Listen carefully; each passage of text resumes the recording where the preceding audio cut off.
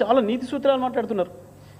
ఒక్కడొక్కడు ఎక్కడ నీతులు చెప్తున్నారు. అబ్బా అబ్బా అబ్బా అబ్బా, హరిశ్చంద్రులకు అన్నలైనరు, రాముల వారికి అన్నలైనరు ఒకడొక్కడు.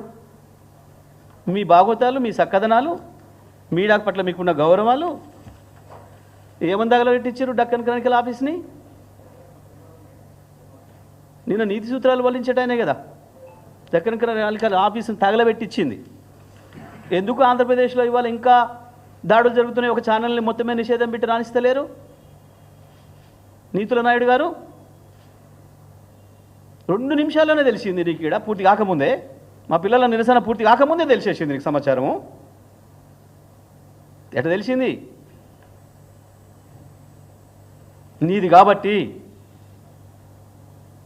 జరుగుతున్నదంతా నీది కాబట్టి, నీ నీడలో నడుస్తుంది కాబట్టి, నీ డైరెక్షన్లో, నీ కన్సర్న్లో నడుస్తుంది కాబట్టి తెలిసింది ఆ నిమిషంలో. మా తెలంగాణలో చాలా జరిగినాయి దాడులు, మరి మా వాళ్ళ మీద తెలవలేదు. ఎక్కడి నీతులు? ఇవ్వది క్రానికల్, డెక్కన్ క్రానికల్ మీద నీ కండవ కప్పుకొని చేసిన దాడి. లెస్స నీతులు ఎందుకు? ఆయన ఎవరో పవన్ కళ్యాణ్ అట పాపం, వారు నీతులు చెప్తారు. ఇక బీజేపీ వాళ్ళు పాపం వాళ్ళదైతే ఇంకా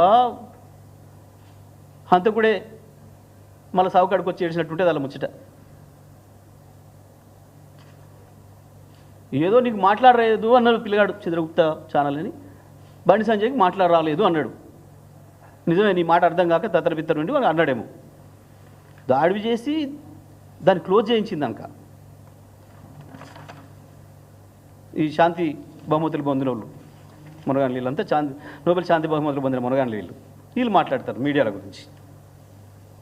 ఒక్కడొక్కడు యాడికి పోయి మీ భాగవతాలు అన్నీ అట్టే ఉంటాయి, రికార్డ్ అయ్యి ఉంటాయి ప్రతిదీ కూడా.